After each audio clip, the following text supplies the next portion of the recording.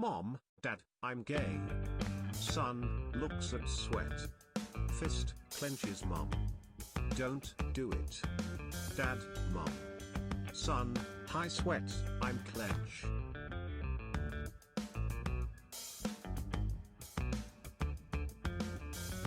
The first mathematician orders a beer. The second orders half a beer. I don't serve half beers, the bartender replies. Excuse me? Asks mathematician number 2. What kind of bar serves half beers? The bartender remarks. That's ridiculous. Oh come on, says mathematician number 1. Do you know how hard it is to collect an infinite number of us? Just play along. There are very strict laws on how I can serve drinks. I couldn't serve you half a beer even if I wanted to.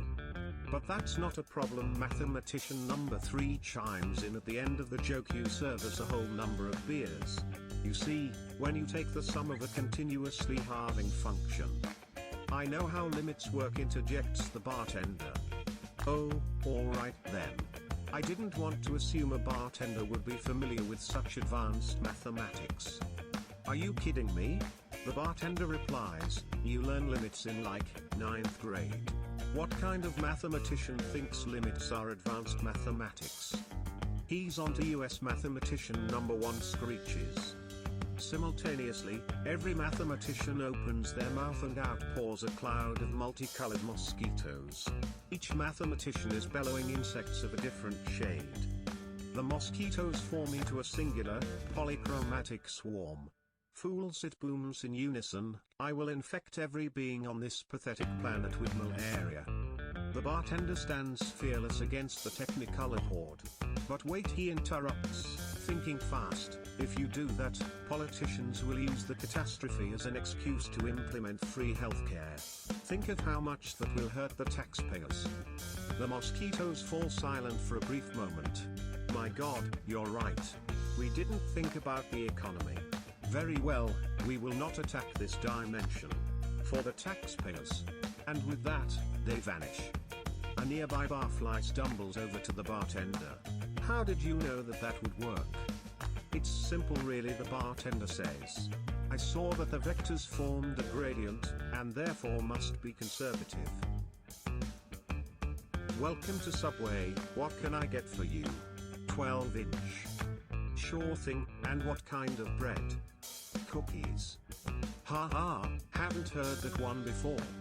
Ha. But seriously, what key? Cookies. Sir, I'm not sure we're even allowed to. Cookies. I'll have to charge extra for each. Cookies. Lays out 12 inches of cookies, okay. What kind of cheese? No cheese. Visibly shaken, www. What kind of meat? Cookies. Lip quivering, sir, if my manager comes out here and sees. I want cookie meat on my cookie bread. Openly sobbing, neatly lays more cookies on top of other cookies. I just want to go home and see my family. Das good. Das good. Folds paper over row of cookies, slides into plastic bag, sniffles loudly. Can I get you anything else? Yeah, I got a coupon. Please no. Says with purchase of any foot-long sandwich. Why are you doing this? Customer gets 1 free cookie. The other one says, oh my God, a talking muffin. The oven says that's not possible. They haven't turned me on. The fridge says, why would they leave 2 muffins inside a cold oven? The microwave says there's still a 3-day-old meal inside me. I think the owner of this house is dead. The old woman that lived in this house is coincidentally at the gates of heaven. Saint Peter asks her, tell me what you did in life that makes you worthy of coming in. She replied boldly, I made sure every one of my household appliances was sentient. Saint Peter raised an eyebrow, before saying a muffin is not a household appliance. And sending her to hell. A man dies and approaches the pearly gates. He strides into heaven, where God says to him, you may ask one question, and only one, so make it a good one. The man asks, on a scale of 1 to 10, how important are frogs? I dunno, like 2? Maybe? "What kind of question is that?" says God. "Ah. That was 2 questions," says the man. "I'm God though, the rules don't apply to me. Plus I said you could only ask." "Or do they?" says the man. God ponders this for a minute, then realizes that the man is right. The rules should apply to him.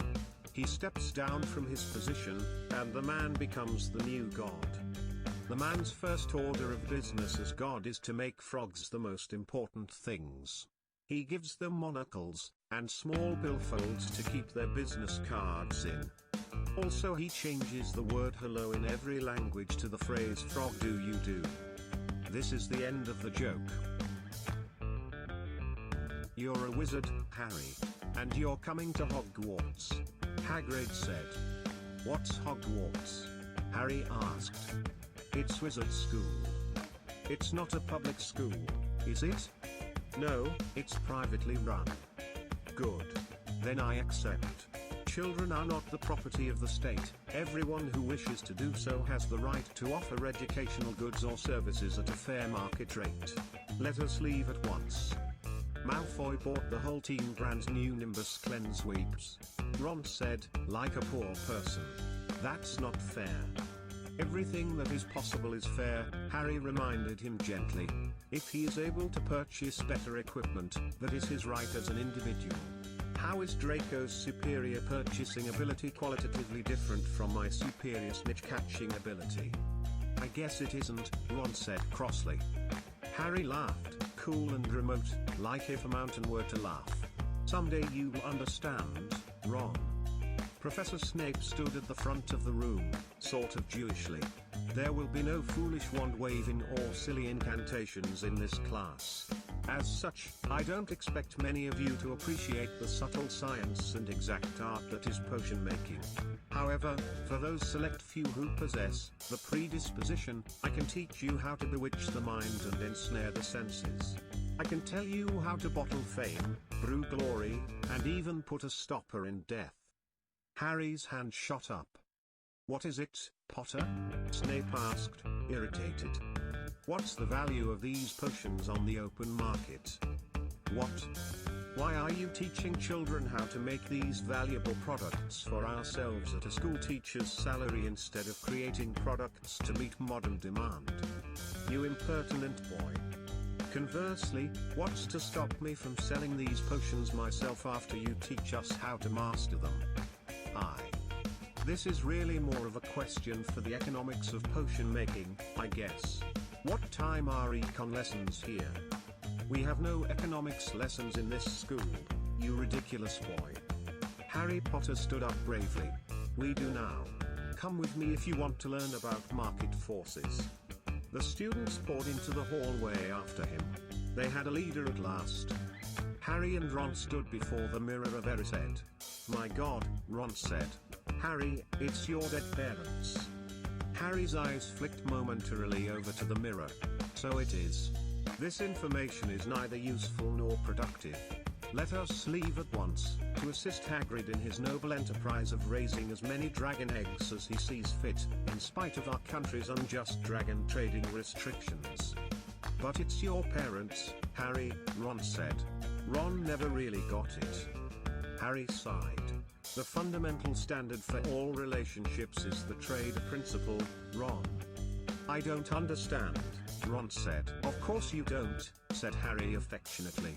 "This principle holds that we should interact with people on the basis of the values we can trade with them, values of all sorts, including common interests in art, sports or music, similar philosophical outlooks, political beliefs, sense of life, and more. Dead people have no value according to the trader principle. But they gave birth to why? I made myself, Ron, Harry said firmly. "Give me your wand, boy," Voldemort hissed. "I cannot do that. This wand represents my wealth, which is itself a tangible result of my achievements. Wealth is the product of man's capacity to think," Harry said bravely. Voldemort gasped. "There is a level of cowardice lower than that of the conformist, the fashionable nonconformist." Voldemort began to melt. Harry lit a cigarette, because he was the master of fire. The smallest minority on earth is the individual. Those who deny individual rights cannot claim to be defenders of minorities. The minimum wage is a tax on the successful. The market will naturally dictate the minimum wage without the government stepping in to determine arbitrary limits. Voldemort howled. "I'm going to sell copies of my wand at an enormous markup," Harry said, "and you can buy one like everyone else." Voldemort had been defeated. "He hated us for our freedom," Ron said. "No, Ron," Harry said. "He hated us for our free markets." Hermione ached with desire for the both of them to master her, but nobody paid her any attention. They had empires to build.